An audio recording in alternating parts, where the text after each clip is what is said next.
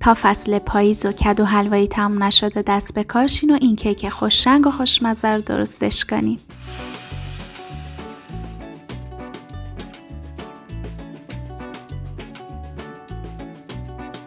یک کیک کدو حلوایی نرم و اسفنجی که مطمئنم اگه یه بار امتحانش کنین عاشقش میشین. مواد لازم: آرد 2 پیمانه یا 250 گرم، پوره کدو حلوایی 250 گرم یا 1 پیمانه که برای تهیه این پوره من کدو حلوایی رو با مقداری آب پختم و بعد داخل یه مایتابه رو حرارت تفت دادم تا آب اضافیش کاملا کشته شه و کیکم رو خمیر نکنه. حین تفت دادنم با پشت قاشق لهش کنین تا کاملا یک دست شه. روغن مایع 2/3 پیمانه یا حدوداً 125 گرم، شکر 1/4 پیمانه یا 250 گرم که این 1/4 پیمانه رو من به خاطر کدو حلوایی اضافه میکنم چون حین پخت کدو حلوایی به شکر اضافه نکردم و کدو حلواییم خیلی شیرین نیستش. تخم مرغ 4 عدد، بیکینگ پودر 1 قاشق غذاخوری که من از این بیکینگ پودرای پاکتی پاکتش رو کامل استفاده میکنم. نوک قاشق چایخوری نمک و 1/4 قاشق چایخوری وانیل.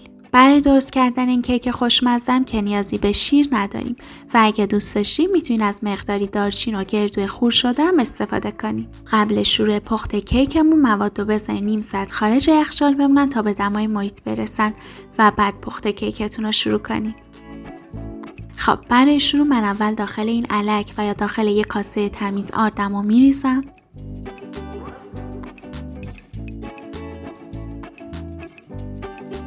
بهش بیکینگ پودر و نمکم هم اضافه میکنم و خوب بارد مخلوطشون میکنم و بعد مخلوط آرد و بیکینگ پودر و نمک رو دوبار الک میکنم. الک کردن آرد باعث میشه که در نهایت کیک پوکتری داشته باشیم و بیکینگ پودرمون هم خوب بارد مخلوط شه. پس این مرحله رو حتما انجامش بدیم. خب این از مخلوط الک شده آرد و بیکینگ پودر و نمک. فعلا میذارمش کنار. حالا داخل یک کاسه تمیز تخم مرغ‌ها رو میشکنیم. من فرمم با دمای 180 درجه سانتیگراد روشن میکنم تا گرم شه.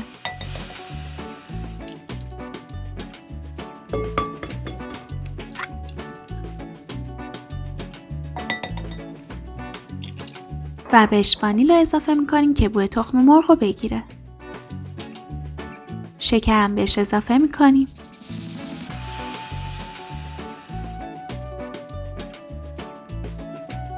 و با همزن دستی یا همزن برقی حدود 5-6 دقیقه میزنیم تا کاملا کرم رنگ و کشدار و حجیم شه. حین هم زدنم 1-2 بار با لیسک یا قاشق همش بزنید و دور ظرف رو تمیز کنید تا تخم مرغ خوب زده شه و کیکتون بوی تخم مرغ نده. خب این از تخم مرغ. ببینید چه کشدار و حجیم شده؟ این یعنی یک کیک پفدار خواهیم داشت در نهایت. حالا بهش روغنم اضافه میکنم و حدود 30 ثانیه یا در حدی که مخلوط شه همش میزنم. و بعد پوره کدو حلوایی هم بهش اضافه میکنم. ببینیم پوره کدو حلواییم چه سفته؟ اصلا شل نیستش و آب اضافی نداره چون بعد پخت رو حرارت تفتش دادم تا آب اضافیش کشیده شه. فقط حواستون باشه که پوره به دمای محیط رسیده و سرد شده رو استفاده کنین و به هیچ عنوان پوره گرم رو به مایه کیکتون اضافه نکنین. خب حالا با همزن مخلوطش میکنم تا کاملا یک دست شه.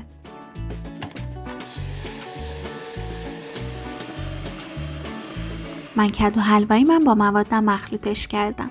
از این مرحله به بعد همزنم و میذارمش کنار. حالا مخلوط آرد و بیکینگ پودر و نمک رو الک میکنم و تو 2 مرحله به مایه کیکم اضافه میکنم و مخلوطشون میکنم.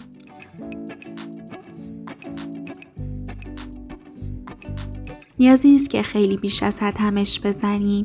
همین که آرد با مواد مخلوط شه و گوله گوله نمونه کافیه.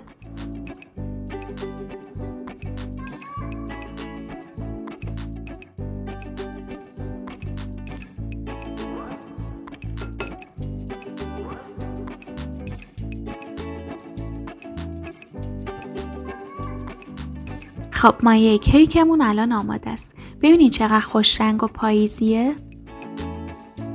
من قبل اینکه شروع به درست کردن کیکم کنم، قالبم رو با حدوداً 1 قاشق چایخوری روغن چربش کردم و کاغذ روغنی انداختم و روی کاغذ روغنی من چربش نکردم، چون اگه از روغن زیادی برای چرب کردن قالب استفاده کنی، کیکتون زیاد پف نمیکنه و خراب میشه. خب حالا مایه کیکم میرزمش داخل قالب. حواستون باشه که قالب رو کاملا پرش نکنین و اجازه بدین که حدود 1/3 خالی بمونه تا کیک جا برای پف کردن داشته باشه. خب حالا چند بار قالبم رو میکوبم به سطح کارم تا حبابای داخل مایه کیکم خارج شن و میذارمش طبقه وسط فری که یه رب با دمای 180 درجه سانتیگراد گرم شده تا کیکم به مدت 50 الی 60 دقیقه با دمای 180 درجه سانتیگراد بپزه. قبل 40 دقیقه هم در فرو باز نکنین تا پف کیکتون نخوابه.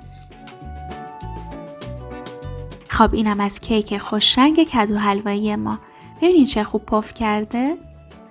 اجازه بدین که از داغی بیفته و بعد از قالب خارجش کنین.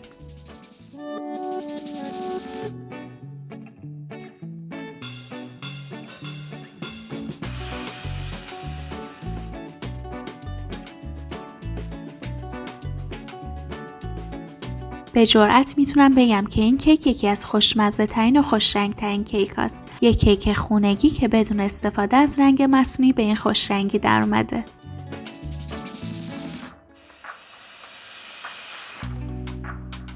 اینم از بافت بی‌نظیر کیکمون.